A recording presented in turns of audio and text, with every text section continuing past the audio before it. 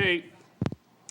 Yeah, I'd like to call the meeting of the Budget Review Committee to order. It's Thursday, May 3rd, 2018, at 7 p.m. in the Aldermanic Chamber. Would the clerk please call the roll? Thank you, Mr. Chair. Alderman at Large Larry Wilshire. Here. Alderman at Large Brian McCarthy. Alderman at Large Michael O'Brien is present. Alderwoman at Large Shoshana Kelly. Here. Alderman at Large David Tenza. Present. Alderman Jan Schmidt. Here. Also in the chair, Richard Dowd. Present. Okay.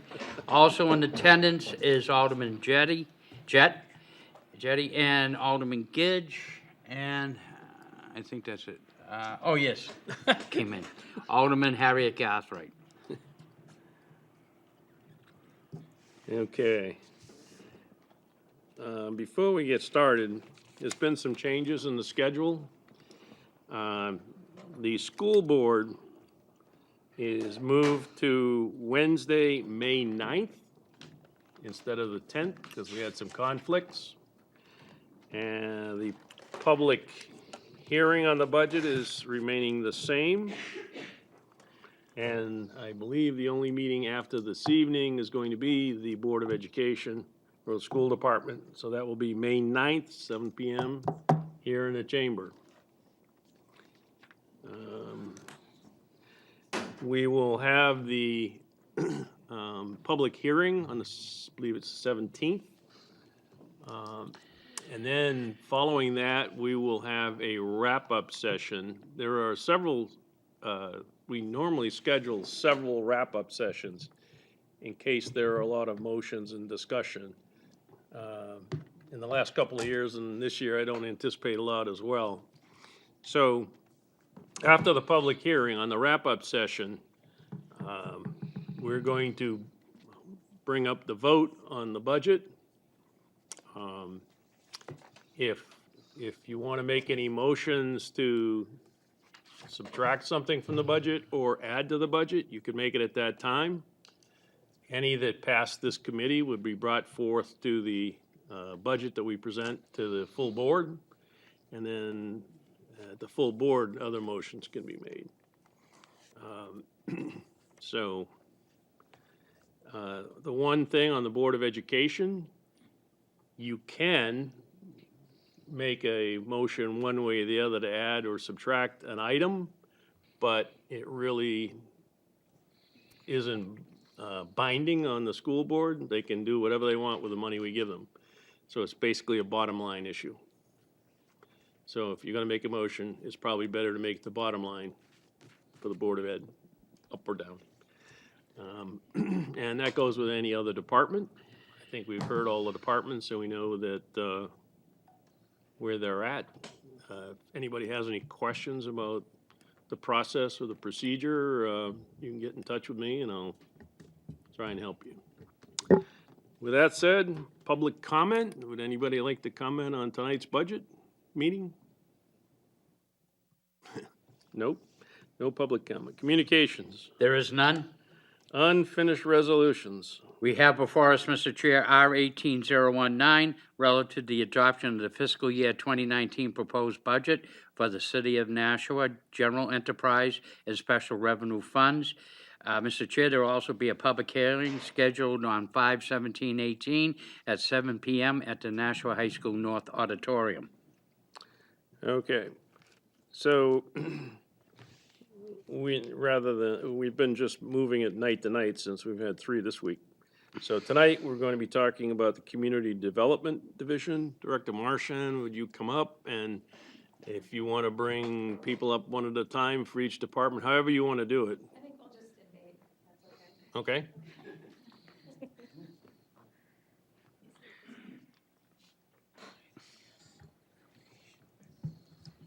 So the Community Development Division, the revenues are on pages 52 through 55. Appropriations are from pages 224 to 236. And you have a presentation to give us. So you want to give an overview first, or you just want to go right into the presentation? It's up to you. The overview will lead right into the presentation, if that's okay.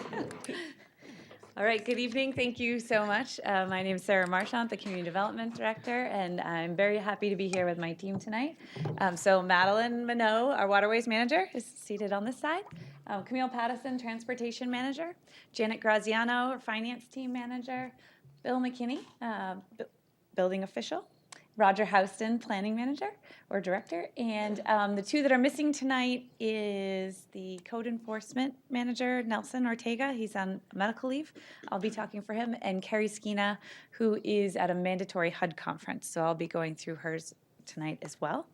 And so we will get started. I will say Madeline is due at another meeting. So after her section, she's going to go to the other meeting. So please ask questions as we go. And we'll see what we can do.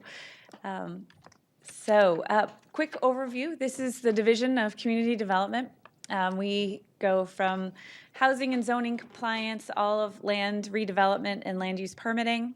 We have hydroelectric, invasive, public access, and support for conservation. We have the National Transit System and future rail. I'm being ambitious here. Lead, CDBG, and home all fall under urban programs. So that's the overview of the division. And I will turn it over to Camille to jump into transportation. Thanks. So I'm Camille Pattison. Is this on?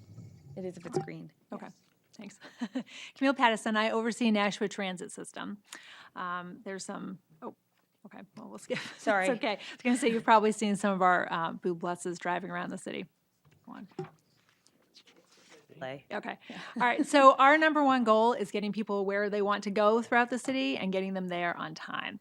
So these are some kind of key facts just about our system to give you an overview and educate you a little bit more about it. The city has over 400 bus stops, and we provide almost 500,000 passenger trips annually. About 20,000 of those are paratransit trips, so trips provided in the smaller vans that you see. We provide about a fifth of our ride, 100,000 trips a year, are free trips to seniors. We get a state grant to provide that service. And we travel over 600,000 miles annually. And on our peak service, on our busiest routes, we tend to have 20 to 30 riders per hour. And we are able to do all of this with about 15% of our total operating budget coming from city funds. We augment that with various other sources, such as some state grants that we get. We have contracts with some neighboring communities, and we also get fare box revenue as well. All right, so we have three facilities. The one you're probably most familiar with is the Transit Center, just adjacent to City Hall. That's the picture up there. That is our transfer station for all of our buses, so all of our routes start and end there, and we also have our ticketing office. The other two facilities we have are at 11 Riverside Street, so just past the police station, but before you get to the high school. We share a building with Department of Public Works, so we have our administration offices on one half of that, and then we also have our maintenance and bus facility garage adjacent to it. All right, so here's our fleet. That up there is a picture of our brand new bus. We have 8 brand new CNG buses. We also have one slightly older CNG, and then we have one much older biodiesel bus. We have currently 9 vans. They run on biodiesel, and those vehicles, 6 of those are going to be replaced by the end of the summer, and they will now be gasoline powered. And we have 3 remaining trolleys. All right, so where you can go within our system is designed very well to make sure you can get around the city and get to key commercial corridors, key businesses. It's making sure that you can get to locations such as the schools, elderly facilities. So it's really designed to make sure that we're meeting the areas of highest need in the city. And we have a long service day. So our day service runs from 6 a.m. till 6:45 p.m. And then Monday through Saturday, so every day but Sunday, we actually run evening service until 10:45. And I think we have the latest running service in the state. All right, and our staff is we have 5 administrative staff, and then we have 6 vehicle and facility maintenance staff. And we also contract with First Transit. First Transit has supervisors and dispatchers, and in addition, they have 26 CDL trained drivers. So FY18 accomplishments, we were able to roll out our new fleet of CNG buses. We did that just before Christmas. We established service last summer to Hampton Beach. It was a great success. We did 4 trips, and we're going to do that again this year. We started a limited service to Walmart. That's been one of our most requested destinations, and going forward, we're going to look at expanding that. We increased our social media presence to get our name out there throughout the community, and we went through a procurement process to replace our van fleet. So for this year, the new vans, we have June up there. It's probably more like August at this point. And then we have funding in there to buy 1 additional van. We are looking at a mobile application that we plan on launching in the next few weeks so that you can actually use your phone to be able to buy bus fare. That'll be a huge improvement. Right now, we are only able to do that by cash or a check and buying your tickets at the transit center in the hours that they're open. So this is going to be huge. And again, in the next couple of weeks, people will have the flexibility, and it's what people expect now. They want something a bit more modern. The summer service to Hampton Beach will be, again, 4 days. We provide service on the Seafood Festival, the Sandcastle, and then 2 other days. And those tickets sell out fast, so if you're interested, you should not hesitate in purchasing one. And then we were able to get a grant to expand our service to Walmart 3 days a week, so 2 days during the week and all day on Saturday. And then we also recently just obtained a grant to improve our transit center. The transit center itself needs some upgrades, but the pavement around it is sinking a little bit due to the weight of the buses, and we'll have the funding in there now to do an engineering study and rehab that whole area and look at the pedestrian flow out here to make sure there's minimal conflicts with the buses coming and going. So that'll be significant coming up. And we're also looking at some mobile applications for real-time bus info. So you can look at an app on your phone and know specifically when the bus is going to come. So budget changes, we do have a low increase in fuel costs. The compressed natural gas is more expensive than the biodiesel that we have been using in the past. We are increasing our training budget. FTA has, Federal Transit Administration, has a lot of specific rules, and it's important that staff stay on top of them to make sure we're in full compliance with our funding. The other thing with the CNG fleet, we're getting both of our mechanics trained so they can be CNG tank inspectors. Every year or 36,000 miles, we're required to inspect every tank, and it's expensive. So if we can do that in-house, it's a significant cost savings to the city. With the addition of the new fleet, this is actually a significant savings in vehicle supplies. Historically, you know, in the past couple of years, we've had to spend a lot in vehicle supplies. We have old buses, and they're expensive, and they were breaking down a fair amount. With the new fleet, everything's under warranty for the most part, and we shouldn't be having as many breakdowns. So that's a huge savings for us. And then we are looking forward, looking at some creative options for public-private partnerships. Basically, cost increase, and the funding from FTA is more stagnant. So we're looking at how we can make sure going forward we stay current and you know, we look at some creative solutions for funding. Okay. I was going to say, do you want to address questions as you go each department? Yes, please. And I forgot one thing in the beginning, sorry. So we were to come in under 2%, and as a division, we came in at 1.8%. So our entire division budget is under the 2% that was asked. Okay. Are there, Question when you're ready. I was going to say, are there questions for this particular department? I'll start over here. Alderman McCarthy? Does the CNG station fall under your department? The CNG station is actually run by AVSG, so if we have problems, we call them. DPW is also using them. We've got a good relationship with them, so you know, we have their cell phone numbers, and they're pretty responsive when we have issues. Yeah, I was more just trying to see if the next question is appropriate here, which is, are we partnering with anybody else who's using CNG to offset the use of the station? So we just renewed the contract with them, and we got a better rate going forward. So we're actually now at 2.189. I believe before we were at 2.43, I want to say 2.44. So it's actually a pretty good rate. But I know we had talked when we originally put it in with people like UPS with fleets about using the station as well. Has any of that happened? I mean, there are people from the public that come in, you know, randomly, but I don't see other fleets coming in. And I haven't been actively involved in that. Okay. Questions? Alderman Tenza? Thank you. So one of the things I've noticed about the bus service when I drive by people who are waiting is that one, most of them don't have a place for folks to sit. And then two, there's no, especially on rainy days or bad weather, there's no shelter for them Right. either. And I know a lot of the stops are in people's yards. Has the department looked into making improvements to the bus stops that you're able to improve so that it's a little bit more comfortable while waiting around for folks? That's a great question. So there's a couple limitations that we're faced with that. One is we're required to meet ADA standards to make sure that after a snowstorm, that entire shelter area is completely cleared. And we've got a limited staff. We basically have 3 people who go out after snowstorms and they manually shovel them all out. So the reality is, looking at the budget we have and the staffing, we don't really have the capability to be shoveling more. Another big issue that we face when we've been requested to move shelters in different locations is looking at that easement and that right of way. And it's hard.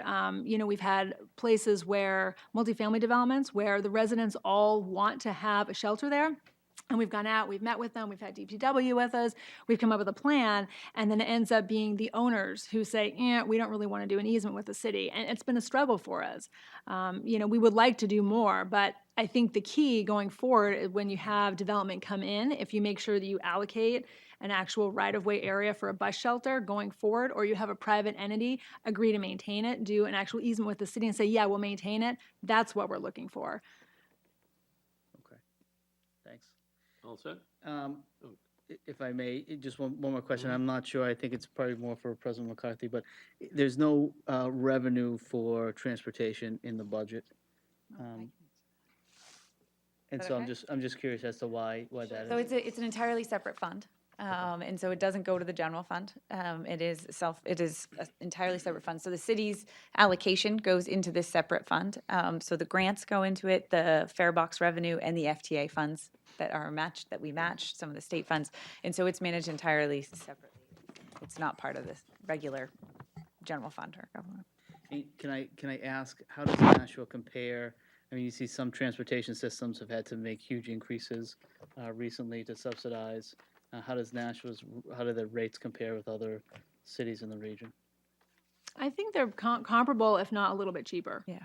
I think, and we haven't, I don't know when the last rate increase was. I want to say it was like 6-7 years ago. I think it Maybe was more. quite a while. The other thing too, with the funding that we get from Bureau of Elderly and Adult Services, they give us a contribution, and so that's how we provide. If you're over 60, you get free rides on all the system, and that's a significant benefit to the residents of our city. Yeah, and thank you for mentioning that for anyone who's listening. Is that a follow-up to this Yeah, question? on that, a number of years ago, we were given a presentation on some studies that had been done of our system versus other ones that showed us to be, if I recall correctly, the most efficient in a city of under 100,000 in at least the Northeast, and that our statistics on ridership and cost per mile, et cetera, were substantially better than many other systems. And I'm wondering if we have a current version of that and if we could get it presented to the board at some point, because from what I've seen, this system is amazingly good. I just watch as I'm driving in and out of my neighborhood out in the basically suburban area, the number of people who are standing at the new bus stops on Main Dunstable Road. And it amazes me the amount of usage the system gets. I think it's a great asset for us, and I'd like to see if we can get the numbers on that again. I can look into I that can and say see. that we don't have anything current.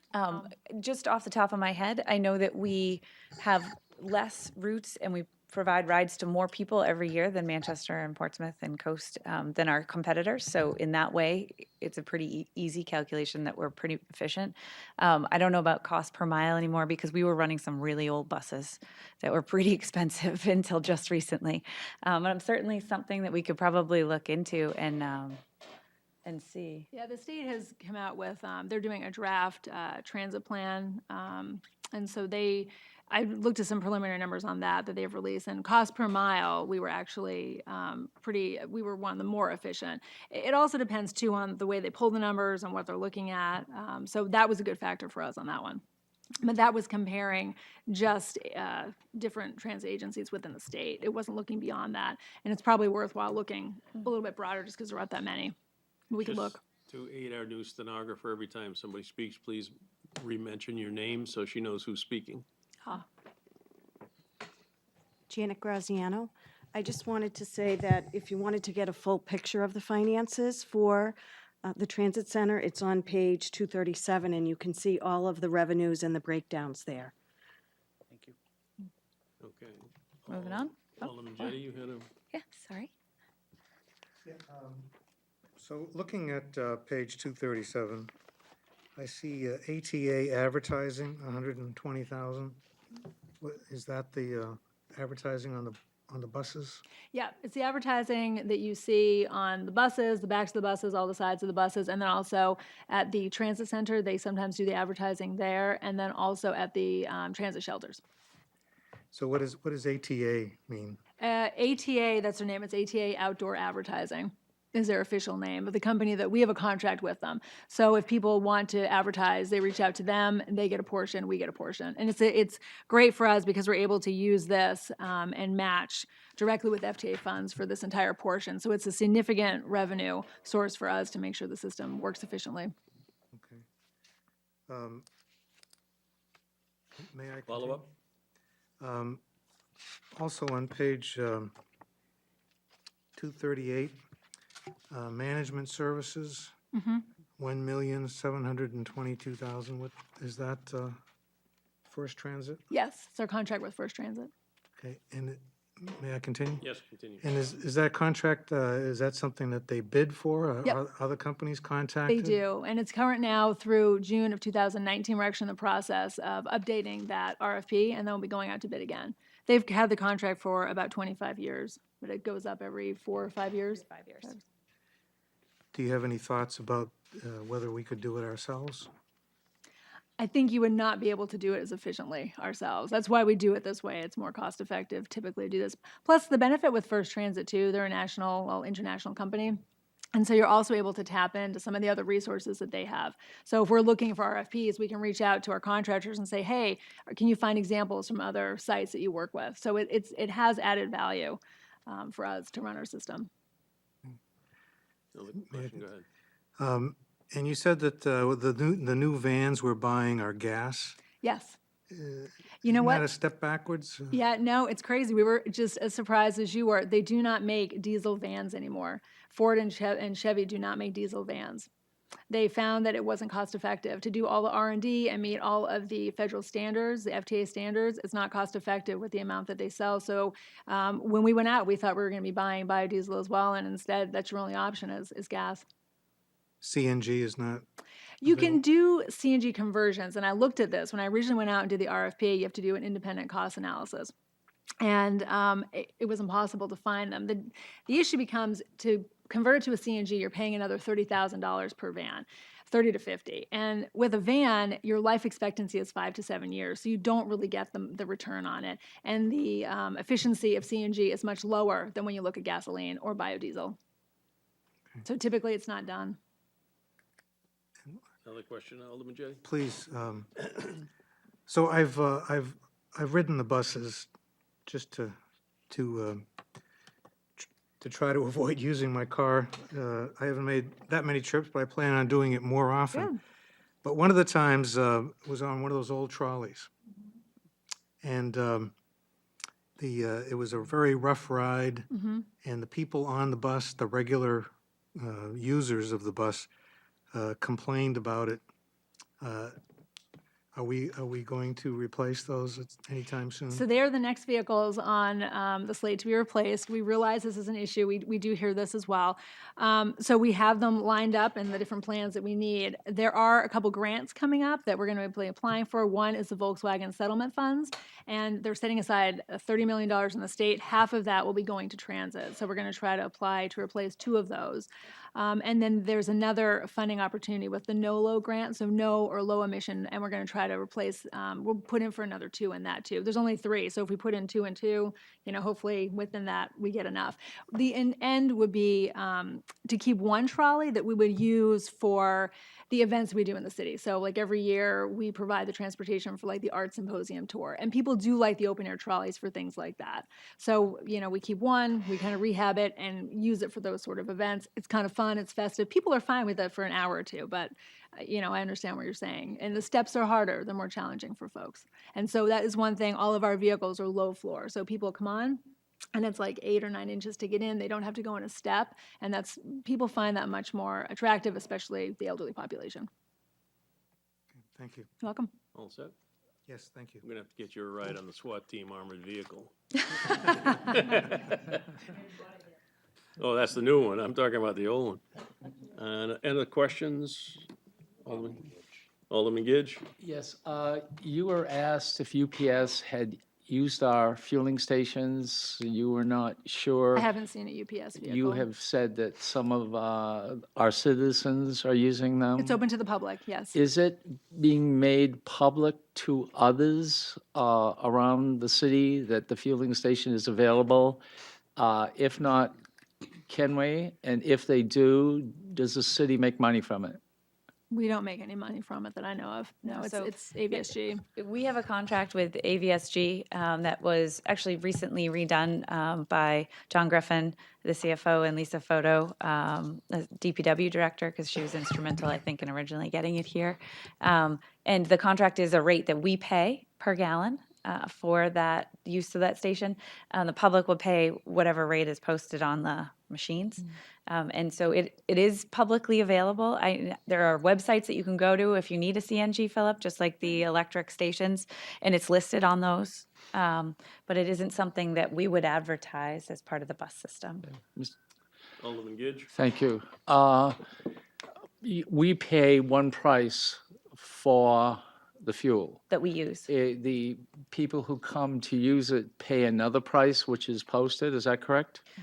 It's posted, yes, at the actual terminal. Then when you we pull would up. make money if they did come. We don't own the station. AVSG owns the Oh, station. okay, I'm sorry. Thank you, thank you. Other questions for transportation? Thank you. Welcome. Madeline. Good evening. I'm Madeline Minot, and I'm the Waterways Manager for the City of Nashua, and I'll be talking about the Waterways Department. Just start with a little bit about what we do, because we do quite an array of things related to the waters, floodplains, and waterfront in the city, as well as some other projects. So first of all, my department is responsible for the management of rivers, canals, and ponds. Two focus areas are managing invasive species as well as water quality.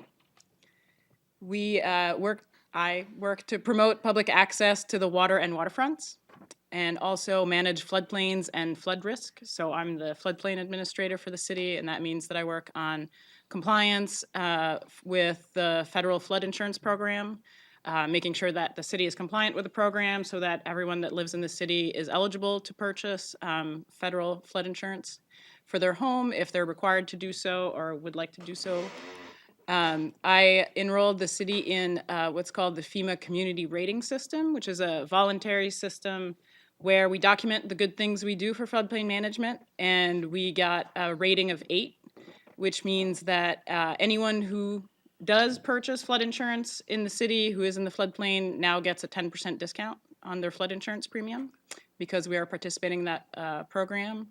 I also review applications for map changes. For example, if someone would like to contest FEMA's interpretation that their property is located in the floodplain, I review those types of applications. I manage the 2 hydroelectric facilities that the city owns, Jackson Mills and Mine Falls. And as far as budget is concerned, that is all the budget in my department is related to hydroelectric facilities and operations. And then I also work on cross-division special projects. So for example, last fall we completed the Downtown Riverfront Development Plan. I work on conservation projects, and I also help start the Environment and Energy Committee, and I'm on the committee as well as serve as staff support for that committee. Some FY18 achievements. We completed the acquisition of Mine Falls Hydroelectric Project, which the city acquired last April. We obtained a Land and Water Conservation Fund grant to renovate and improve the boat ramp at Grilly Park, which is the only public access to the Merrimack River in Nashua. As I mentioned, we enrolled into the FEMA's Community Rating System, and at a Class 8. We got the Environment and Energy Committee started and going, and made a lot of progress on managing invasive species in the Nashua River. Looking at this upcoming year, Mine Falls is beginning relicensing. So FERC relicensing for hydroelectric projects is a 5-year process. And I'm working right now on the pre-application document, getting everything ready to start that process, which will be submitted to the commission this summer in July or August. And then related to that Greeley Park Boat Ramp project, we're going to start the design, engineering, and permitting for that project. The Environment and Energy Committee is soon to be launching the Nashua Solarize Plus campaign to incentivize and provide discounts for solar energy as well as energy efficiency for residents and businesses in Nashua. And then we are working on completing the acquisition of a conservation easement at Sullivan Farm, which is the last remaining farm in Nashua and has been a high conservation priority for the city for a while. So that's all I have as far as presentation. As I mentioned, the hydroelectric operation and maintenance is the budget that is within my department, and so I'm happy to answer any questions on that or on what the Waterways Department does as a whole. Questions? Alderman O'Brien. Thank you. I do know we lost a turbine in one of the dams there, and, you know, stuff happens. I completely understand that.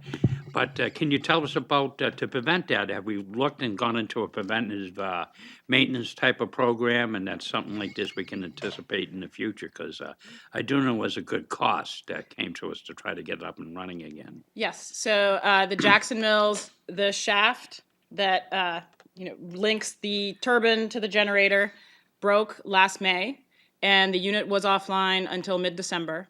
So that was a considerable repair. The shaft has been repaired and reinforced. The break was due to metal fatigue. There wasn't an impact or debris or anything like that. It's just an old turbine, and there was some fatigue in the metal. So that was repaired. There was also repairs done to the throat ring, which is the surrounding of the turbine, as well as some of the blades were damaged when the break occurred. So all of that has been repaired. The unit has been functioning well since it went back online in mid-December. We have undertaken a feasibility study, which we're working with H.L. Turner to figure out what the next turbine should be. So we know that this repair that we did will not last 30 years or 20 years. We're expecting it will hopefully last 5 years. But this is a turbine that is more than 30 years old. And so we are anticipating that somewhere down the line, we would need to replace it. And when the breakdown happened last May, we were not at a place where we could consider replacing the turbine, because we estimated that it would have taken a year and a half, because we would have been starting from scratch, feasibility, we didn't know where to start. So we're doing all that work ahead now to decide when it's time to replace the turbine. We'll know exactly which turbine we want, what manufacturer, how much that will cost, and the feasibility and engineering would all be done. All set? I'll say follow up if I may. Sure. Different subject, invasive species. Are we winning the war? Managing invasive species is pretty much a game of whack-a-mole. So the city did some great progress managing water chestnut in the Nashua River, to the point where now, to manage water chestnut, I work closely with the Watershed Association, and we have a couple of volunteer days where we go out in kayaks and just remove them by hand. However, there are 5 different invasive species present in the Nashua River, and when we took care of one, that created opportunities for others. Now, milfoil and fanwort are really dominating. In the summer of 2016, during the drought, they just boomed and took off and invaded everywhere. And so last year, I worked closely with the state to update our management plan, and we decided that herbicide treatments was really the only effective treatment for those species. And so we began those treatments last year, and there was really great success. I received several comments from residents who noticed an improvement in the river, were able to enjoy boating again. And so we're going to be doing those treatments again this year. And we're hoping to knock them back to a point where we won't have to do the treatments as often, and will be more spot treatment, or potentially be able to remove them in another manner. Follow up to the, if we get the river to the point that we can enhance it more with boat traffic, would the prop kind of help that out a little bit and be like a lawnmower to some degree? So milfoil and fanwort propagate vegetatively. So any fragment of plant can create a new plant. And so we actually don't want that lawnmower effect because we're just spreading the plants all over. So that actually has a counter effect to what we want. That's why the herbicides are really just the only effective treatment right now. Other questions? Alderman Jettie? I'm in Ward 5, and the river, so a good portion of the river is in my ward. And so people who live along the river have complained, told me and complained that the level of the river has risen. So it's, so they had, docks from their property going to the river, which, went underwater because of the level of the river. Do you control that, and what determines what the level is? And Can I ask just recently, or that increase was a while back and now it's more steady? it was, I was there in the fall, Um, so they were talking about the fall and this past summer. The flow at the dams is dictated by the FERC license. And so how much water we have to put over the dam. Both projects operate in run-of-river, so we don't actually manipulate the level of the river at all. The water that comes to us goes over the dam or through the turbines, and so we don't control the level of the water. There are other dams upstream of us that can have an effect on the river level, but that's beyond our control. And then there's just natural variation in river flows. May I follow? Follow up. So we have no control over the height of the dam, so So we're not allowed by the FERC license that dictates, that's federal permit that says exactly how we have to operate the hydroelectric facilities.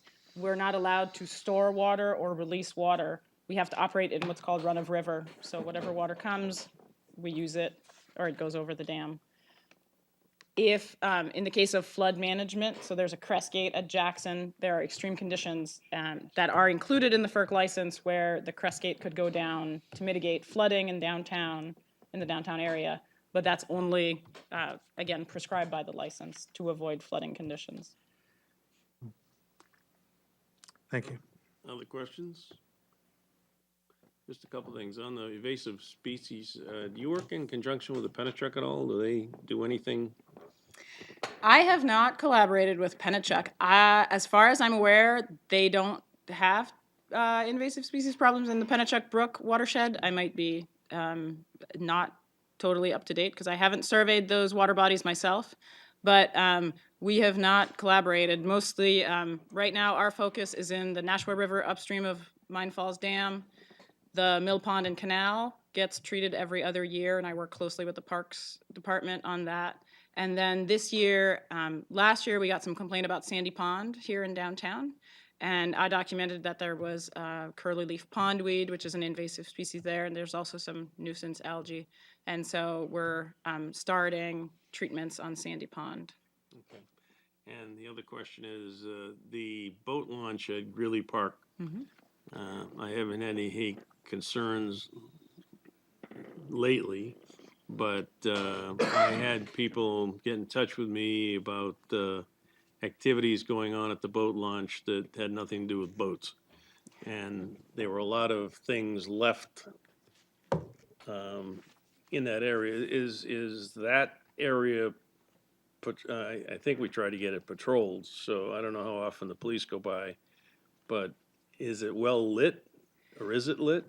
It is not lit. There is no electric service to that area, so there are no street lights. There are several things that we're planning on doing as part of the renovation and improvement that we think will really help that dumping and loitering activity. So we're looking, collaborating closely with DPW to actually put in a new, more direct access road. Currently, the access road is very winding into the woods, and that's where a lot of the dumping happens. And so we're hoping that by having and also at the request of the fire department, because that's their water rescue access, they have requested to have a more direct access road. So that's something that we're looking at as part of this project. And then we think that just having a nicer, more open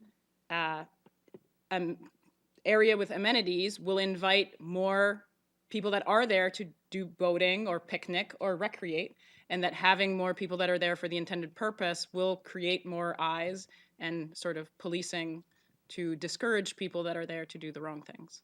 I know at the time we had the BPW go down there and clean it up. I haven't had any complaints since, but it's also in Ward 3, so.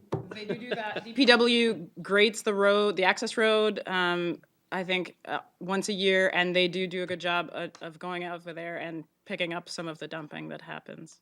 Okay, thank you. Any other questions? Thank you. Thank you. And you can escape. I'm going to go to planning board. All right, on to Bill McKinney. I'm Bill McKinney. I'm your building official for the city, and I manage the Department of Building Safety. So we have 8 members of our team at the Department of Building Safety. Starting from the top down is the building official, who I'm responsible for managing the department, reviewing and updating policy, setting the budget, and, just general peacekeeper through the day when, our inspectors are out in the city and doing their job. So we have a plans examiner in our department who is basically our second in command. He is responsible for reviewing and seeing that all permit applications are reviewed in a timely manner. He is responsible for code verification of all those applications, and he oversees our permit technicians that service our customers. We have 2 permit technicians that are at our front counter. They are the first faces you see and the first voices you hear when you contact our department, and I hope they're treating everyone well. But they are responsible for all the intake of all permit applications, construction documents, and they do the final issuance of all permits. We have 4 inspectors with our department. That's the building inspector, combination assistant plans examiner. We have an electrical inspector, a plumbing inspector, and a mechanical inspector, and they are responsible for our compliance side of our department. The Department of Safety is responsible for many things. We keep official records pertaining to permit applications, permits, collection of fees, inspections, any notices that we may have to issue, or any orders that we may have to issue due to, unpermitted work or whatever. We also maintain valuable documentation as a resource for questions when you have projects that are ongoing, or even after that project is completed and years on down the road. We keep those records in-house. We provide assistance to designers and builders should they have any questions on a particular construction process or a situation that they have on their project. Sorry. Yep. So we are also responsible for maintaining the knowledge of all the evolving construction products and processes. What we find a big part of our job is educating the citizens and the contractors when these new products come out. They don't always necessarily do the research they should, and we do our best to educate them on how to use them correctly. We keep up to date with the continuously changing laws and regulations in our state.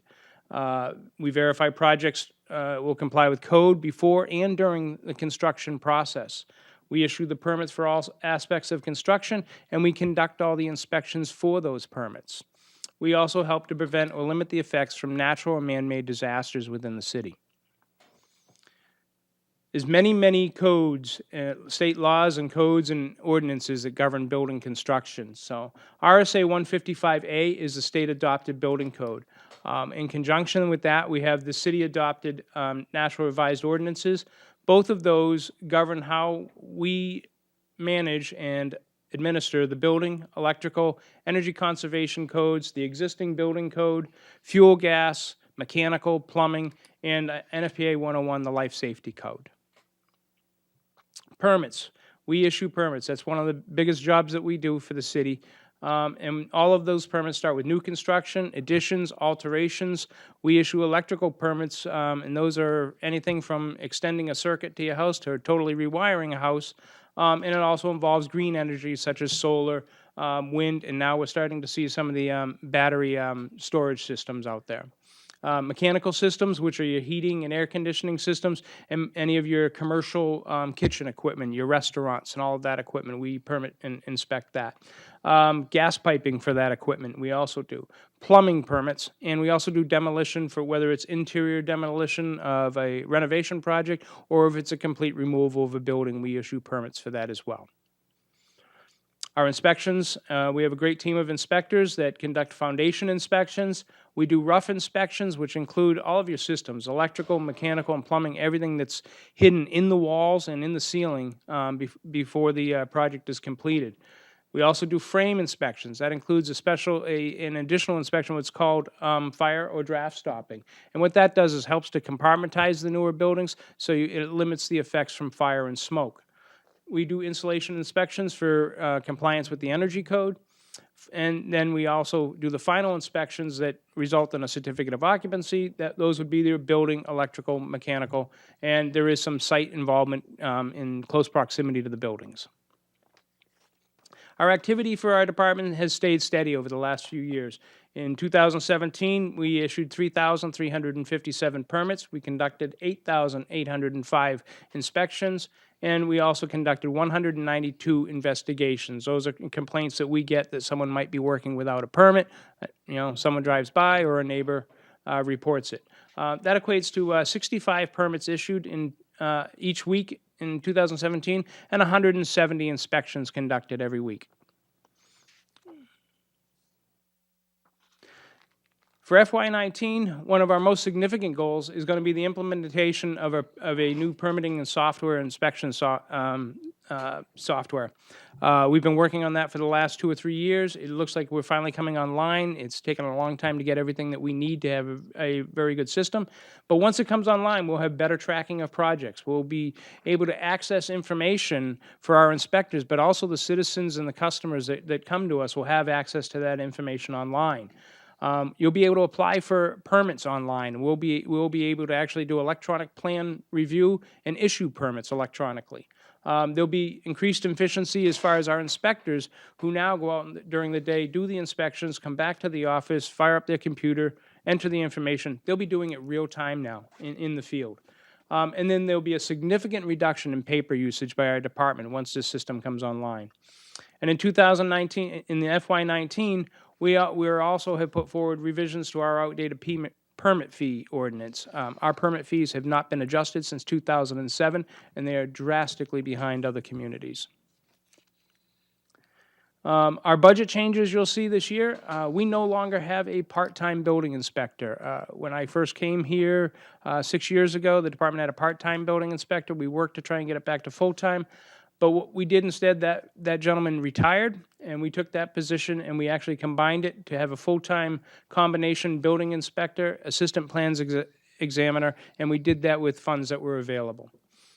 We increased the training, and that position has actually helped us meet a real need of our department in helping out our plans examiner, and we've reduced our time on turning around residential and small commercial project permits. So we have a increase to our training and certifications line this year. That is because we are putting more emphasis on cross-training our inspectors. I don't believe we should have a reduction in service to our customers because someone is out on vacation or at home sick. We have an increase to office equipment because we're going to need to do some reorganization when our new software comes online. It's going to make us more efficient in producing turnaround on permits and projects that come into our office.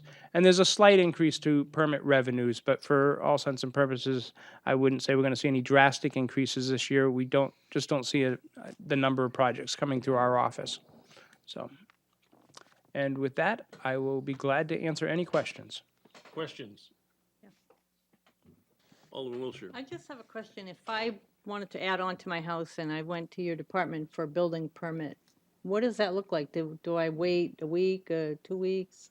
How does that turn around? a lot of that depends upon our workload, and what I like to tell people, it depends heavily upon the quantity and quality of information that we receive. Okay.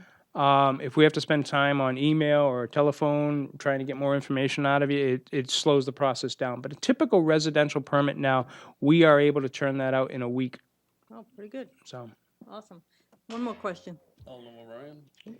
I wonder if you can enlighten me. I hate to kick somebody when they're down, but in a case of like there's a fire or something like that, do we have adequate ordinances that will say that that building needs to get back into some shape or form that's acceptable, not so much being abandoned and a derelict type of building or something like that?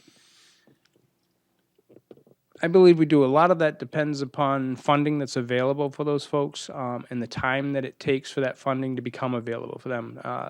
Some insurance companies are much faster at responding to those types of incidences, and it depends upon the level of insurance or even if they have insurance on that property. So it does make it difficult for us. We have a very good working relationship with the Nashua Fire and Rescue. They notify us of any incident that happens in the city, so we're able to respond within 24 hours on minor, more minor incidences. The larger incidences, we will respond to the scene at their request. Okay, but is there an end game or when, and I know we have to work with people in those type of situations. That's not what my thing is. I just wonder if there's an end point that we have to draw the line and take a look at and say, geez, you got to do something with the property. There is. If it becomes an imminent hazard to the community, then we can either order the issue abated, and that could be removal, or could order them to make the corrections that they need to do, and that could involve court. It's a long, drawn-out process, but there are processes that we can use. For the most part, I've seen since I've been here, most of the buildings that have had incidences are pretty readily repaired pretty quickly. We've got some good responsible property owners in the city. All set? Yeah. Alderman Jettie? So, I understand if, if somebody, is a responsible homeowner, or citizen, or property owner, or they hire a responsible contractor, they're gonna go and apply for a permit, and you're gonna have an opportunity to make sure that what they're doing is in accordance with the law. But do you do anything? Are you able to do anything to find people who just do things without contacting your office? They just make improvements or changes to their houses without seeking the appropriate permit? Yes, our first step with that is education. We always like to give folks a chance to work with us, but the city was kind enough to us to implement a citation mechanism for us, and all of our inspectors have been trained and have citation authority for those folks that do work in the city without permits or do work that's unsafe. We work very closely with our code enforcement department, and we also work very closely with the National Police Department in any situations that are extremely unsafe to the citizens. Alderman Jettie?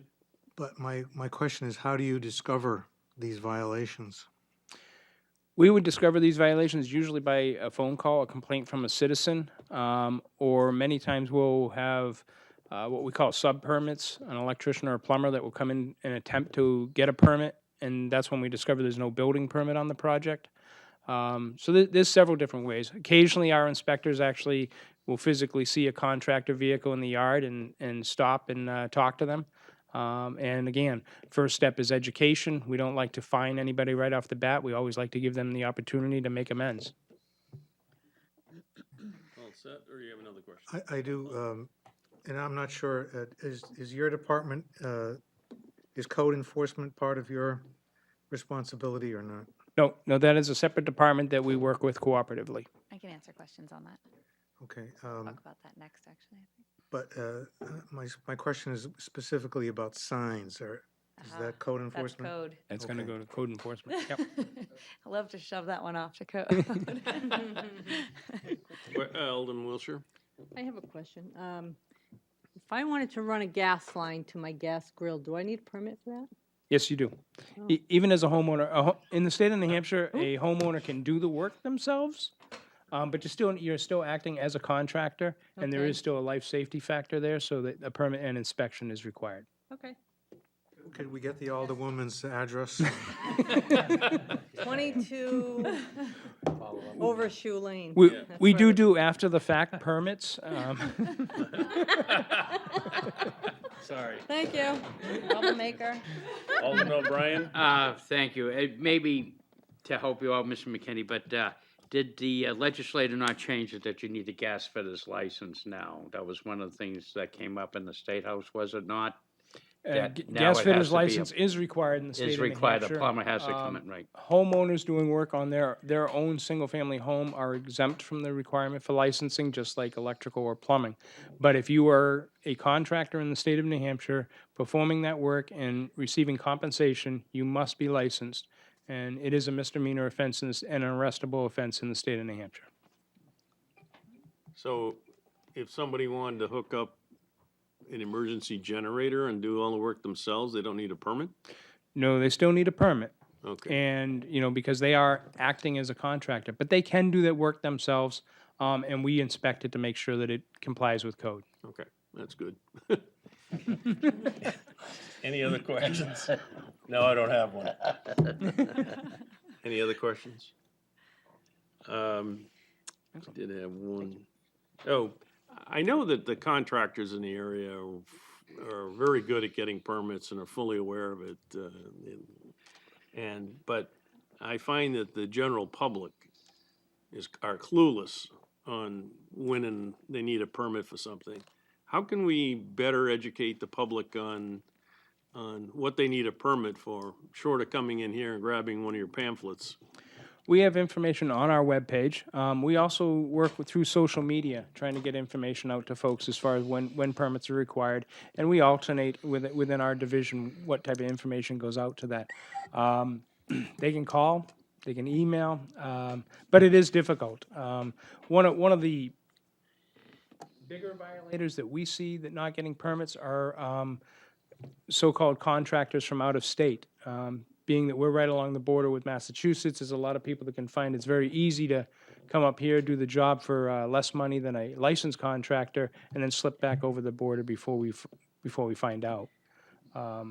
That's been a big problem in the city. We've done a very good job at curbing that, but it's a roller coaster with that. We'll have weeks where we'll find several, and in those cases, depending upon how they work with us, we'll either fine them or arrest them.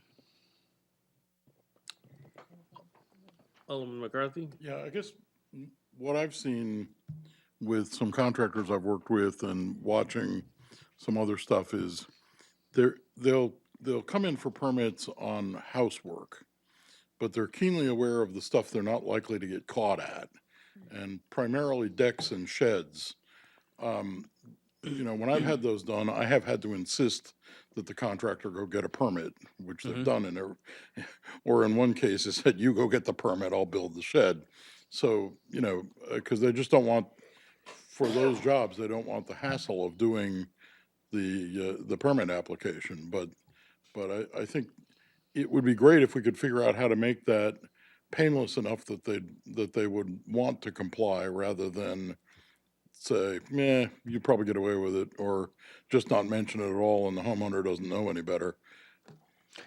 I couldn't agree with you more. Coming into City Hall to get a permit and actually making that, I was a contractor, so I understand the pain that they go through in trying to schedule when City Hall's open to go get a permit. That's usually right in the middle of the day when you're already doing the work.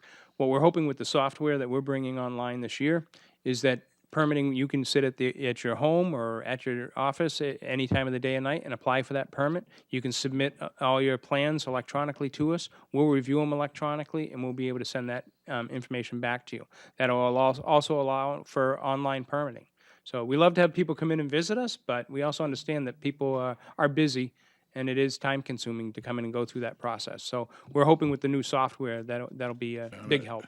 And I will say, in that case, I came down and applied for the shed permit, and it was, in my estimation, painless. And I've, gotten permits for electrical work and other work, and I've never had anything but good experiences Good. with the department here. Definitely glad to hear that. Yes, Alderman Tenza? So you talked a little bit about the fees for permitting going up. Do the fees that you charge for the various permits actually cover the work that's done by people in your office? Meaning, if I don't know what the permitting fees are, but are the hours that the employees have to put into it, is the city paying them a lot more than what the homeowners actually, the benefit they're actually receiving getting the permit? Yeah, the idea of the permit fee structure is to cover our administrative costs for the department. We do not currently cover that cost. Which means that cost is put down onto the taxpayer. So that is the intent with our proposal this year, is to start working on bringing those permit fees up so that we are, fully covering the costs of the department. Will it happen this year, all in one jump? Probably not. It's lagged for many years, and it's been a difficult task to try and get the fees increased. If I may just have a follow-up question. So moving forward in the future, do you think that's something that should be looked at yearly, every other year to make sure that the fees are keeping up with the costs? I would believe at least every other year that those should be looked at. I mean, obviously, as the administrator of the department, it's my responsibility to review those on a constant basis. But I believe the city itself should look at those at least every 2 years to see if adjustments need to be made so that we're covering the costs of the department. Follow-up? If you don't mind, I mean, I know that it'd probably be difficult to track your employees' time, but I think it would be helpful for the board and for the public to know how much time you actually put into an application versus how much the fee is, because I'm sure, like a lot of things that I'm discovering in this budget process, the public's getting a great deal based on the expertise of the folks in your office in the work that they're doing. So. Yeah, it's a very difficult thing to track. I've actually tried it before, and because of the variations of the work that comes in. A simple deck project can take us, 45 minutes to go through everything and get the permit issued if all of the information is there. A new house takes a little bit longer, and it depends on, again, if all the information is there, if they're using engineered components in that building, and if they're providing us with all the engineering that they're using on that. To a commercial structure, which could take, as much as 4 to 6 weeks to do a complete review of it. So it's a very difficult thing to try and track. And having tried to do that before, you find that you're spending more man time or man hours tracking what you're trying to track than actually getting work done. Sure. Alderman Jettie, did you have a question? I just wanted to make the comment that the people that you have working for you at the counter have been very pleasant. My dealings with them have been very pleasant, and they should be commended for the way they deal with the public. Thank you. I will definitely let them know that. We strive to have a welcoming environment in our office and in our area there, and I think everybody that works out front there and everybody that works in our division is very welcoming to the citizens and to the customers that come in, and we appreciate it. Alderman Guthrie? Question, should we be asking them, do they have, usually if you haven't work done, they'll say, I have to get, the licenses from City Hall, but if you don't literally see them, do you think we should be asking folks for those? Absolutely. Absolutely. You should be asking any contractor that's working in your home, an electrician, a gas fitter, a plumber, to see that license. It doesn't matter if they from Home Depot or any of those places, right? Correct. Okay. Yep. If they're working in your home for compensation, they should have a license on them, and they should also have permits, and they should be able to provide that to you as a homeowner. Okay. So those that have license, let's say someone comes here, they get a license to do work. An inspector comes out, right? Mhm. After the work's done. Yep. And it varies. If no one comes out, can I assume that they might not have a license? Some contractors, you can assume that. I'd say yes, you should assume that. But some contractors actually leave it up to the homeowners to call and schedule the inspection, but the homeowners may not be fully aware of that. It's usually in your contract somewhere in the fine print. Thank you. Alderman Schmidt? Thank you. I'm looking at your fee schedule, and it's really complex. You do this, it's so many feet, so I can understand why the software is going to be expensive and complicated. But say I'm looking at an elevator. An elevator is currently at $88. Mhm. What kind of work do you need to do from the time you okay what they're going to be doing? They send you in a plan? Yes. They submit a plan, we'd review it to make sure that it complies with the code that's accepted by the state of New Hampshire and the city. From that point on, they'd obtain the permit for it. We'd inspect all of the framework to make sure that it's installed per the plan. You'd be amazed at how many people don't really follow the plans that they submit. But we're here to make sure that they do. And from that, and when you work in elevators, there's usually a complicated fire-rated system that has to go in for an elevator shaft. That whether it's a gypsum wall board or it's what they call a rated shaft system that goes in, has to be installed a particular way. So we make sure that that's installed per the manufacturer's requirements. So Schmidt, follow up?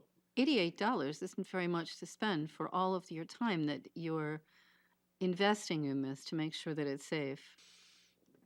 Correct.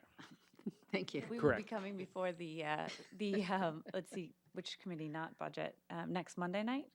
Next Tuesday night is Yes. our first hearing on the new fee schedule. So Yep, we can yes, get we've into prep- all those. Yeah. I was gonna Thank say, you. if you only knew an alderman that could sponsor legislation.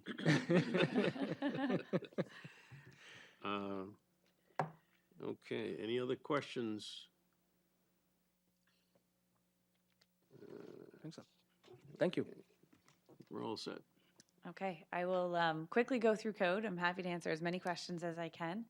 The code department is small. Nelson Ortega is the code manager. There's 3 boots on the ground code enforcement officers and a very part-time administrative assistant. The 3rd code officer actually is funded partially by the city and partially by the lead grant. This, in the past, has been fully funded by the lead grant, and last year was the first time we made this shift. So the only changes in this budget are related to covering the rest of the stuff that the lead grant can no longer cover, like mileage, training, those kind of things. So, What's the lead grant? oh, great question. The lead grant is a grant that is a competitively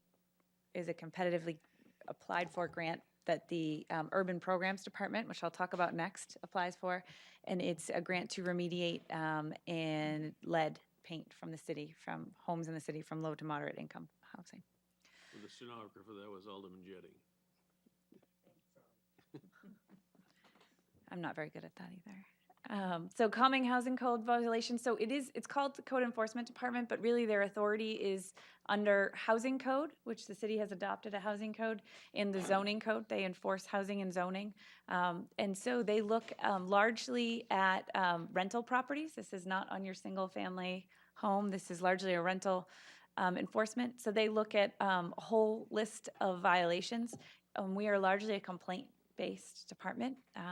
We have complaints and we respond. We have, in our housing code, there's a very clear process for complaints. If you are a tenant and you have a complaint against your landlord, you have to notify your landlord in writing and give them 14 days to fix it before we get involved, or before we go out and try to move things forward. We do have a very good relationship with most of the landlords in the city. And so we would know as well. A lot of times we'll give them a phone call or something if we know a complaint's coming in, but they do have the opportunity to fix something before code actually gets involved. And we have a delay. So our general inspection and enforcement process is if we get a complaint, we will go out and inspect the conditions of the property, interior, exterior, whatever the potential violation is. We would issue a written letter identifying the violations, and we work with people on timelines. There's a variety of things that you could be facing. There's a variety of whether you need a contractor to show up, if you need funding for something, if you need to get a dumpster. There's a whole bunch of things, and so we are very flexible with timing, and we work with people based on a case-by-case basis. If we don't see compliance over time, if people aren't meeting deadlines, which are written, then we do have a citation process that was enacted last year that we have used, and that has worked very well for, I will say, our habitual offenders. but it isn't something that the average person sees or would know about, because our goal is compliance and our goal is to educate people and get people into compliance. It is not to give a ticket, because we really still need the compliance. And anything to kind of help keep everybody out of court, because that's slow and expensive. So as I said, their only budget changes is an increase in a couple lines based on the switch that we didn't cover last year. We forgot about some of the mileage, education, cell phone for the officer that used to be paid for by the previous lead grant. The federal government reduced the amount of funding of lead grants that was available to any individual entity, so we got less than we've gotten in the past. And I'm going to talk about urban programs next, so I can talk about lead then. Questions? Alderman Schmidt? Thank you. I've actually spoken a couple of times with your department on this, but yesterday I got a question that was very interesting. A neighbor says that a house has more than 5 people who are unrelated living in it. What's the process for that? So it's actually not a number of people, it's a person per square foot that we regulate. So you can have, in a single family home, you have to have 300 square feet per each unrelated person. So if we think that it's in excess of that, you can certainly relay an address to our code enforcement, and we will send somebody out. We will do our best to try and investigate that. It is not an easy cut or dry one where you can see there's a broken window and you got to fix it. So you know, a lot of people I hear from say, well, nobody's doing anything. And that's not the case at all. I can show you the documentation of the conversations we've had and where we're going, but those kind of things do tend to take longer to really investigate and determine and to make sure that we're in compliance with. Follow up? Yes, go ahead. If it's found that they are against code, but they don't deal with it, would that be an issue for the police at that time? So that would be something we could ticket first, and we could take them to court over, because it is specific. It is explicit in the in our land use code. Excellent. In zoning. Yep. Thank you. You're welcome. Other questions? Alderman Jettie? So, this probably has less to do with the budget than more general questions about code enforcement in the zoning department, the zoning board of adjustment, and the planning department. But it does have a budget-related question, and that is, do you have money in your budget to provide training for the people who serve on the zoning board of adjustment, for example? And let me just say, it's wonderful that people volunteer to do that, to do the job on the zoning board of adjustment. But I think it's very important, and I think we owe it to the citizens, that we make sure that the people who are sitting there are making their decisions based upon the law and the facts. And sometimes, and it takes some training, some education in order to fulfill that job properly. And because I've seen zoning board of adjustment meetings where the members have asked completely inappropriate questions. I've also seen the zoning board members themselves talk about how they've granted a variance, and yet it's not complied with. You know, the fact that your code enforcement is complaint-based makes me think that there's no one going out there and looking at signs and whether or not the signs comply with the sign ordinance. I've also heard zoning board of adjustment people second guess what the ordinance is. And I think it's very important that that they know and people can rely upon the fact that the ordinances are passed by the Board of Aldermen. And it's the Board of Aldermen who make these policy decisions about zoning, sign ordinances, and that type of thing. And the zoning board of adjustment should only be granting variances when there are very strict Hardship. requirements before they can grant this. And I've heard them talk about, well, this doesn't seem like it would be that bad an idea, or, well, they talk about the aesthetics of a certain sign and whether the aesthetics are pleasing or not, and basing their decision on that. So my question about the budget is, do you have the money to train these people so that when somebody volunteers to do this job, they get the training they need to do the job correctly? So that money is in the planning department budget, and Roger can talk about that too when he gets to his budget. But yes, we do. We did a training with the zoning board in the last month and a half as well, that we did on a specific topic. The OEP Planning and Zoning Conference was last weekend, and we provide for our members to go there. And so we have provisions to train them, and we do in-house trainings so that it's easy and convenient when they're here at City Hall versus having to take, of course, the nicest Saturday in April and go to Concord for the day, because that's the way it always works out. But we do have money budgeted in training under Roger's department for that. As far as sign enforcement goes, you saw the list of people in this department, and the code manager is out on medical leave. I have 3 people in the city with 45,000 housing units. So no, we are not proactively enforcing signs. We do a complaint-based system.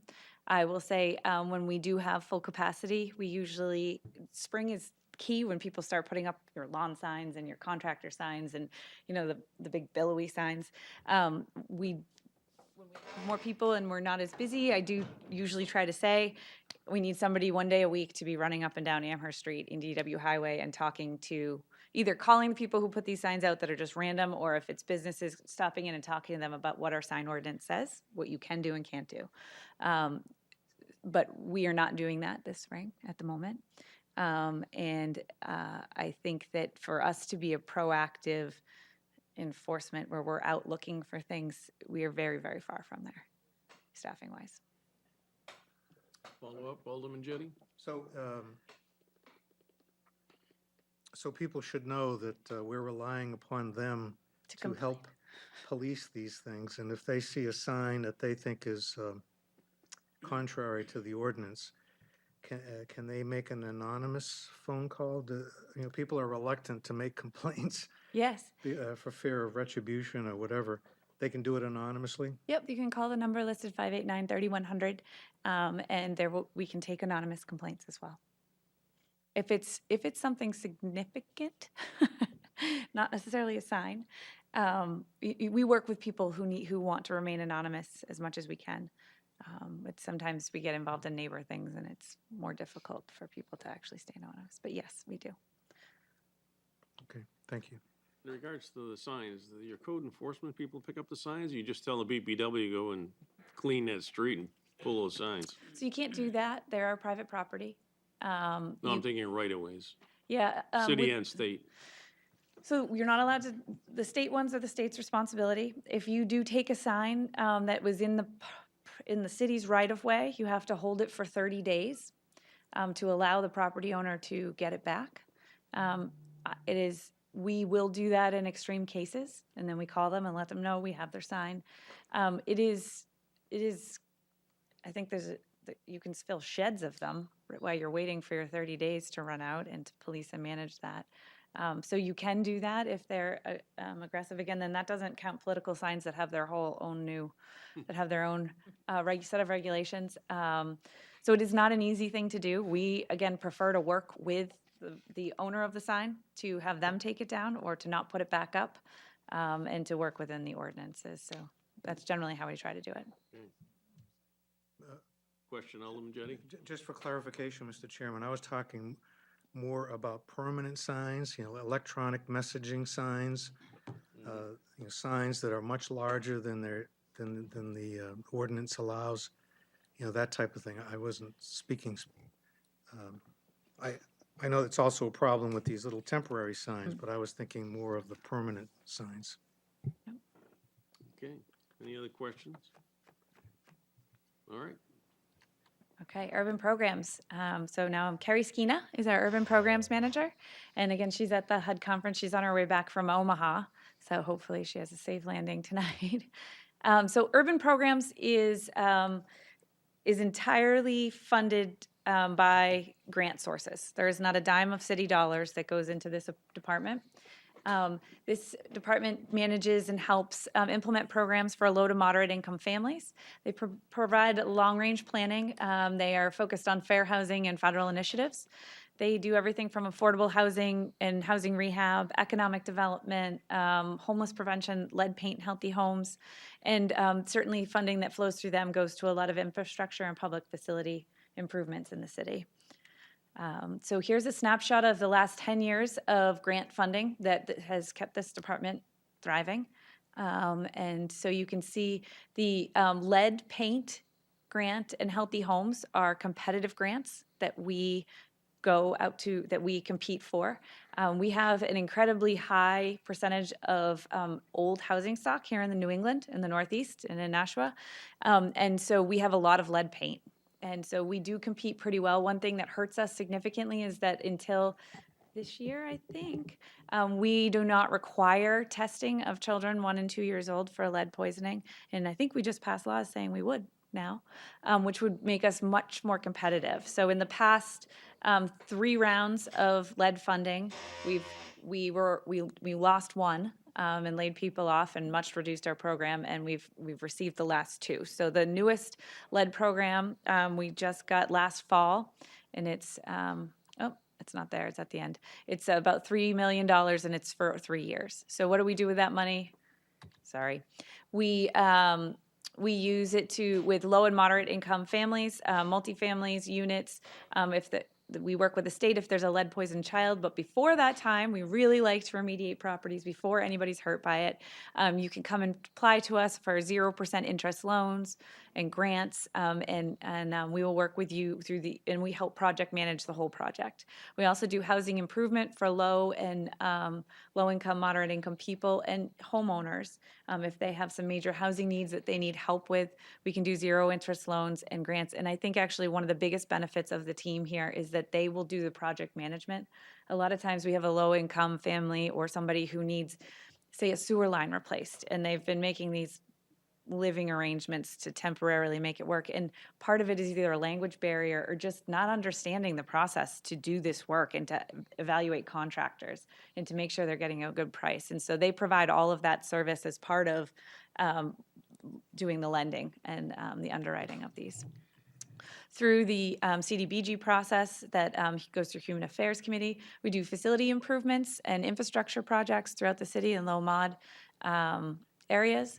And then through the new, it's not changing, I pushed it. There it is. Through the new Citizens Advisory Committee process, we do operating support to a lot of our social service agencies in the community. And so our, again, it's all federal money. So it isn't a dime of city dollars. It goes up and down based on federal allocations. So $2.9 million is the latest HUD grant that just started last December. With that grant, our goal is to remediate about 145 units in the city. So if you know of people who have lead paint units that are low and moderate income that need remediation help or just guidance on removing lead paint from their homes, we are more than happy to help them. We partner with public health on that and code enforcement. We do a lot of trainings about education that way. The CDBG and home allocation that come directly to us as entitlement communities, we actually heard are going up significantly. Potentially, so we don't have final numbers on that, but heard a rumor that we were getting almost 10% more for CDBG and maybe 40% more for home. And so those aren't huge dollars, but they go back to the community. We have a very limited amount we can actually spend on administrative things. And not only do these go back to rehab housing in the community, we hire local contractors that are vetted, and so it goes back to the local contractors as well. So these are just amazing programs that really feed back positively to our community. I'd be happy to answer any questions. Questions? Alderman Kelly. Yeah, so you had said for the lead paint grant that there were some things we could do to help be more competitive. Are there other ways that we can help be competitive with their grant funding? I think the most important one is to get better data about the amount of kids and people who are impacted by lead paint poisoning. We are incredibly competitive on the rest of it, and that's why we have been able to get the awards, even though we don't have a lot of data of poisoned children. And I think we talk about housing stock instead. We talk about the age, and we kind of infer it. But having that real data will hopefully make sure that we don't have these 3-year gaps where we miss funding on this. Follow. Do we ever work with homeowners, like as they're thinking about buying a home and finding out that lead paint might be a factor? Can they concurrently look at getting a grant while they're applying to buy that home? Absolutely. And so we try to spread the word about our program. It isn't something that a lot of people know about too. We partner a lot with our code enforcement and public health, the nurses who are out in the field and the code enforcement officers who are out there, and even the building inspectors. We rely on referrals of people who can say, I was at this house and I think this might be a good candidate, and we'll reach out to people. So certainly helping us to spread the word about it, and if people are interested, we're absolutely willing to talk to anybody. Thank you. Yeah. Other questions on urban programs? Okay, next up. Okay, so I do have one interesting thing now associated with this, and I'm going to pass around real quick, is that the CAC committee, which was formerly a review and comment, I have some changes. I have let's see, it's not a amendment, but I have a revision to your budget book to pages 83 and 84 and 85.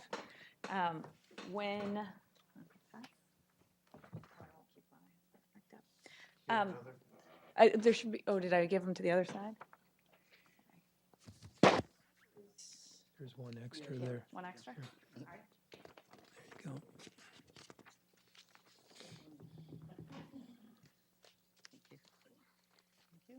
There you go. So there was, loud chair, sorry. There was an omission from the list this year when the budget book was printed for the, of the youth council. You'll notice that the youth council has no dollar value, it has a line next to it. And the CDBG dollars were not yet allocated. And so this is a correction. Anybody who was allocated funding, nothing changes to them. And the bottom line does not change, but if you look at, on page 84, account under Human Service Agencies 56347, the Nashua Youth Council, and follow that all the way across. That application has been, the amount that has been funded by the Citizens Advisory Commission has been added in. And the very last line, CDBG Human Affairs Support, has been added in. And so there is no dollar value change to anybody who had funding before. But this has been a correction that is just being submitted, and it will be officially presented at the budget hearing, the public hearing, in a couple weeks, but I just wanted it to be out here for you guys to see ahead of time, and I can do my best to answer questions about any changes there now, but it isn't a change that affects the overall budget. And the resolution that goes with the CDBG funding, 1820, was passed your last full Board of Aldermen meeting, and that has the correct amount of the CDBG funding to follow that line in it. So. Okay. Questions on this? Seeing none? One point. Alderman Bryan? Yes, and part of my clerk's duties, I think other members probably want to keep theirs with the revisions, so can I steal yours afterwards so we can put it with the Definitely. minutes? Thank you. Yep. Okay. And Roger, turning it over to Roger Houston. Yeah, thank you, Roger Houston, Planning Director. The Nashua Planning Department, what we do. Sorry. We plan and implement the city's future land use, zoning, and development review. We support and process 5 boards, commissions, applications. We maintain records, plans, minutes, and files indefinitely for most of our land use boards. We do inspection and compliance on development reviews, commercial as well as residential. We ensure public process and participation, which is a landmark. We encourage it.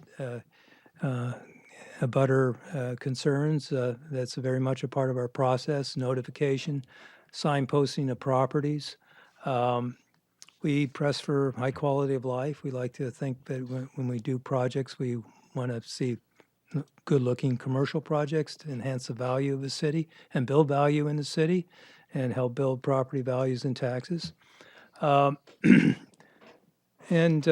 lastly, quality service. We try to strive to provide quality service to all of our customers. The planning board is one of our boards.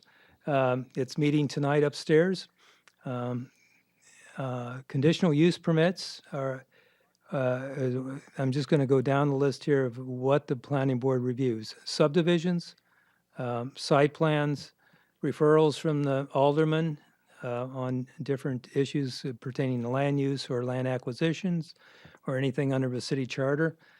Master plans, we provide support to capital improvements subcommittee of the planning board. We do the capital improvements plan that you see that goes before you as part of your budget process. And in total, we reviewed, it's pretty consistent. We go anywhere from 100 to 130, 140 applications a year. Last year, we did 114 applications. The Zoning Board of Adjustments, another board, they deal with variances, use and dimensional, special exceptions, appeals of administrative decisions, rehearing requests for applications, and equitable waivers. Last year, they reviewed approximately 114 applications and 1,159 land use and 76 sign permits. The Historic District Commission is another committee. We reviews applications for building modifications, signage, or developments in the historic district overlay zone, and it keeps and maintains a listing of all the historic properties in the city. Typically, I mean, last year we had a busy year. Typically, we only do around seven applications. Last year was 13, which was unusual. But if we move on, Conservation Commission is another board and commission. They review wetlands applications and recommendations to the Zoning Board of Adjustment. They make a recommendation to the Zoning Board of Adjustment. Any wetland application that goes before them, and that's as a special exception. They acquire and maintain conservation lands and trails. Madeline mentioned tonight about the Sullivan Farms. I started with them in the early 2000s. I remember that very well. And recently the Southwest Trails Initiative, acquisition of a Terrell property, utilizing conservation funds that were set aside as part of a use tax. Doesn't involve any city tax dollars. They also used grants from the LCHIP and other grant sources to acquire properties in the past, the Northwest Park. And they reviewed 7 applications in 2017. And it's a brief presentation, but our budget changes this year, primarily personnel. I have 6 staff and then myself. We have the zoning, Mr. Falk, who's a deputy in charge of the Zoning Board of Adjustment, as well as the Historic District Commission. And then the planning side of things, we oversee the Planning Board and the Conservation Commission, and then the Capital Improvements Committee. And that pretty much wraps it up for Planning Department. If anyone has any questions, I'd be more than happy to answer them. Questions on planning and zoning?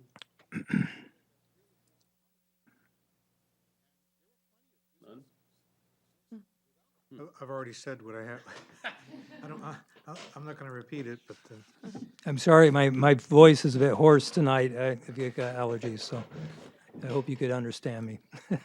I think we've covered the fact that you have money in your budget to cover training of planning and zoning boards. We do. We have a planning session with the Planning Board next Thursday night, a workshop. Zoning Board just recently had one on a particular topic. We would like to start doing some more of those in the fall. We like to do it whenever the new board turns over, when we might have newer members. For instance, the Zoning Board of Adjustment, the terms expire September 11th, so we try to do training sometime after that, presuming we get new members coming on board, because every year the terms are staggered pursuant to state law, so you have new members you can conceivably have new members coming on board, and they may need some additional training. So are both of those boards fully staffed, including alternates now? Not full alternates, they have full memberships, but they don't have we're working on with the mayor's office to make sure that we fill those. We have reappointments to make I that know you'll see. historically, we've never had full staffing on alternates very long if we You did. can have up to, land use boards, you can have up to 5 alternates.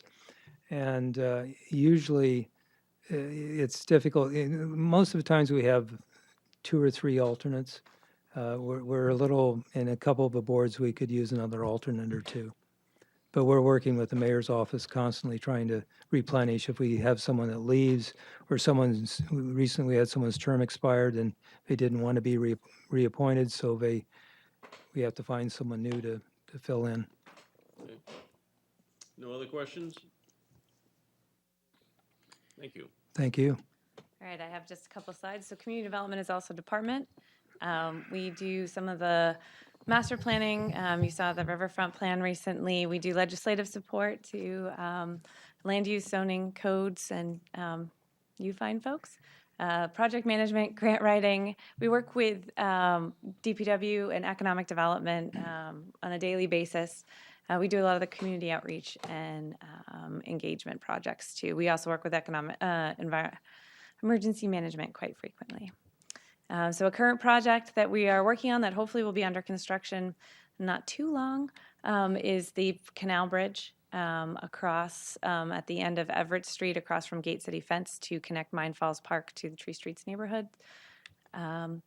Recently completed riverfront plan. And livablnashua.org is a newer effort of the division. This goes with our social media presence, which is increasing. The idea behind Livable Nashua is to use real data to talk about all the good things we are doing in the city. A lot of times we talk about the things that went wrong or things that we aren't doing as well. And there's some amazing things that we're doing across the whole city. And so Livable Nashua is about talking about things we're doing, changes we're making, improvements in water quality, improvements in conservation lands, things that the community is doing and that we are hoping to maybe inspire people that they might be interested in helping or participating or just knowing about it or even getting involved in making changes themselves. So we have a lot of social media things that go out as well that kind of connect to this, a couple every week. So that's certainly something to check out and let us know what you think. CIP requests that came through my division. The energy savings plan is really about energy audits, auditing some of our municipal buildings and retrofitting them. We're kind of trying to take the opposite approach of the school to see how they work. The school has a process whereby they hired they went into a contract with one entity, and they will do the audits and replace everything. And over 10 years, they'll see feedback. We're looking to manage it ourselves, to do the project management ourselves, with Madeline's help, our local in-house energy guru, and some subs, but to do some audits of some of our municipal buildings ourselves, and then see if we can get the retrofitting done. The Greeley Park boat ramp that is in there is a match for the funds that Madeline was able to get. The Heritage Rail Trail easement, the Heritage Rail Trail East is a grant that I applied for and that we've recently gotten. You'll see matching funds for this in the CIP and in the FY19 budget. We also escrowed money in FY17. FY18 or FY17's funds we escrowed to finish this, but it's to finish the Heritage Rail Trail that ends here at City Hall and go all the way down to the future rail station. So it's quite of a long trail. It does include real lights, not solar lights the first time, and it includes rehabilitating the railroad bridge. So it is a pretty expensive project, but we got 80% of it will be funded by the state. So we're excited about that. And then the only thing in my the budget changes are based on personnel nothing else. And that's it. Just a question on the energy. Does the city own the equipment that is required to do that energy testing? No, we don't, but the Energy and Environment Committee has made this a high priority, and so they would like to, we could hire a contractor to come and do the energy audit of 1 or 2 buildings pretty reasonably, and we think that the savings will come around based on the other side. So they are looking to, we would be hiring somebody to do the initial audits for us, yes. I know when we did the schools, they had some sophisticated equipment to do all the measurements. Yes, absolutely. It is not something we own or intend to own, yeah. Okay. Questions? Alderman Jettie. You said that the Heritage Rail Trail East, you mentioned that it's going to be real lights and not solar lights. Why is that? Why not solar? The Heritage Rail Trail West initially had solar lights along with some of the ones that still exist on our riverfront. I will say that sometimes when you go with the lowest bid, you get what you paid for.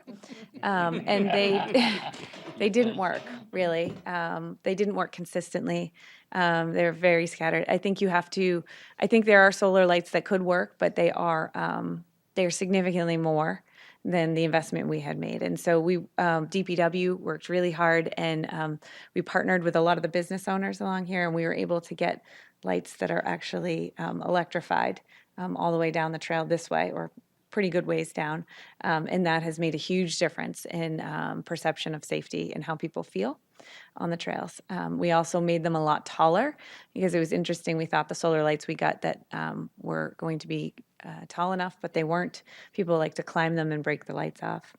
And so we've learned a lot, and so we put the new specs right into the grant application I wrote for this one. So. Just one other question on the river project, which is phenomenal. Have we sort of segregated that into mini projects and put a timeline on when things can get started? That's a great question. You guys just passed the TIF, and we've been kind of waiting to see what kind of money we might get from coming in. You know, we had to do it before April 1. So I think that the next step is absolutely to break that down and make some priorities. What are we going to go for first? Madeline and I applied for a habitat restoration grant for the riverfront, which we would use to remove invasives. And so looking to if we can get that grant, using some of that as matching funds for the other portion. But there's a lot of work to be done there, and I think that is a future step that will be coming in FY19. Yes. Okay. Any other questions? Mr. Chairman, Alderman Tenza. can I just ask a question about the riverfront project as well? 'Cause I think a lot of people are excited about that project. What do you see as the draw, other than having a nice walkway and a beautiful river, or a less getting rid of all the weeds and making it nicer? What do you see is going to bring people down there in that area, given that it's already so much of it's already developed as residential, and there's not a whole lot of need for commercial space down there? I think there's actually a good amount, and I think that some of the property owners who do own land in that area are excited about it, and if they see the investment in the walkways going in, that they're willing to reinvest in their properties. And some of the properties that are currently vacant, or maybe just parking lots, there's a lot of energy in the development world in the city, and they're seeing what their neighbors across the way are doing, or what people are doing a couple blocks away. And I think that there's some real ideas they see that, oh, you know, I could build on this with underneath parking, and I could take advantage of this riverfront in a different way.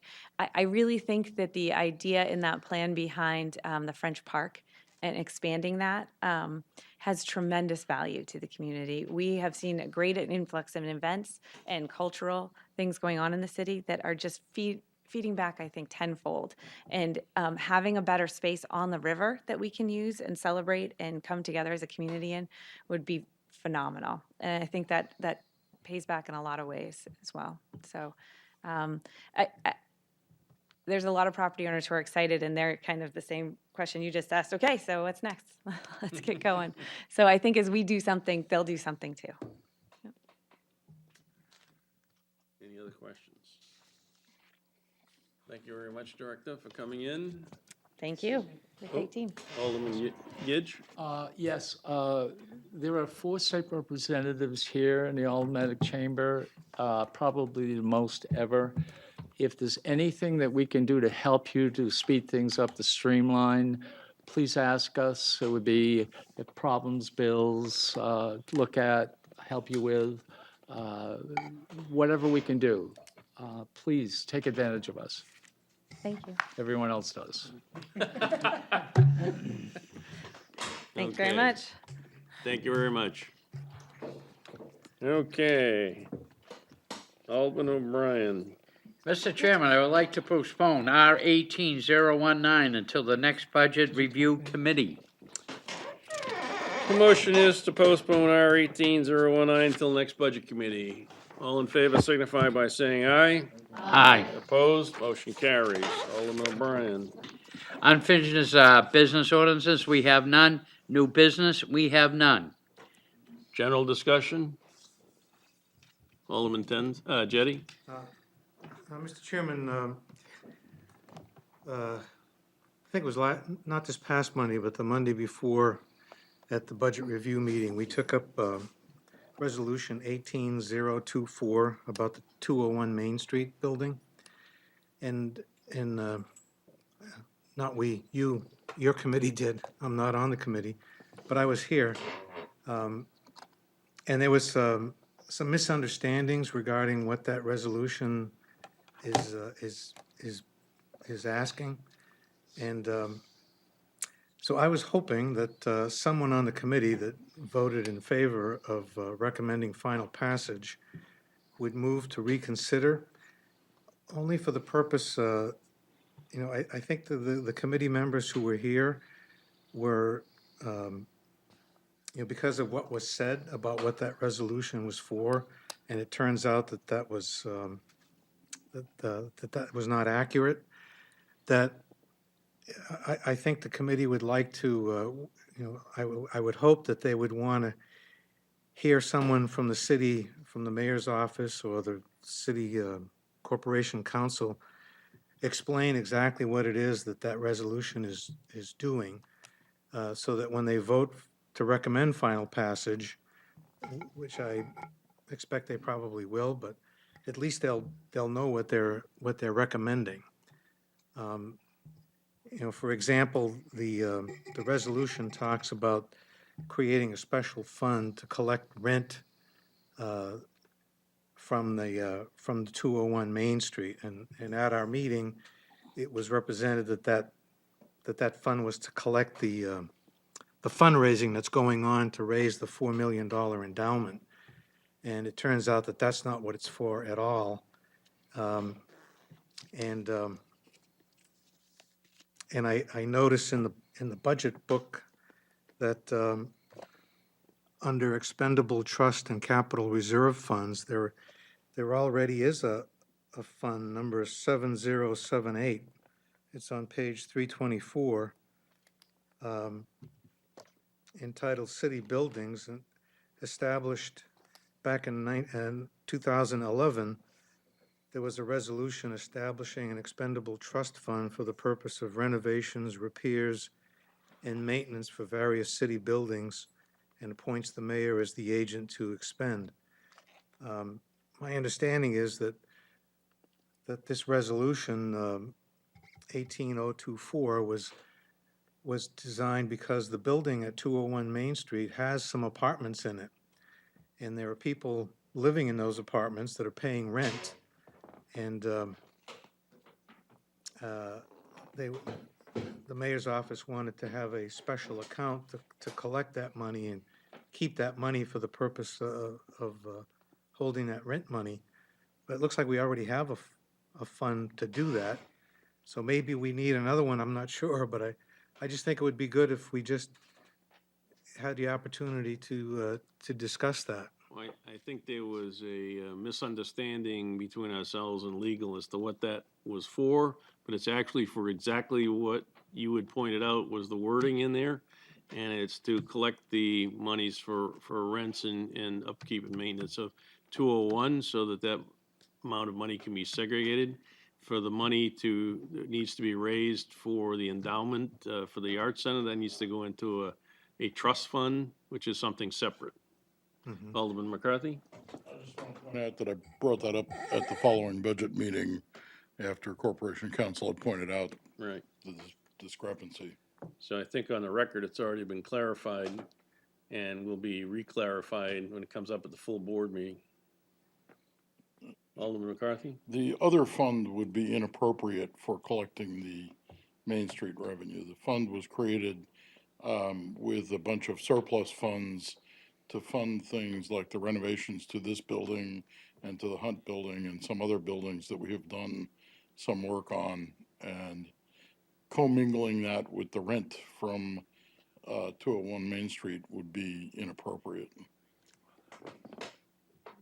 Okay. All set, Alderman Jettie, or? Well, I'm not on the committee and I did, so I can't make the motion. I think we did discuss it at the last budget meeting, so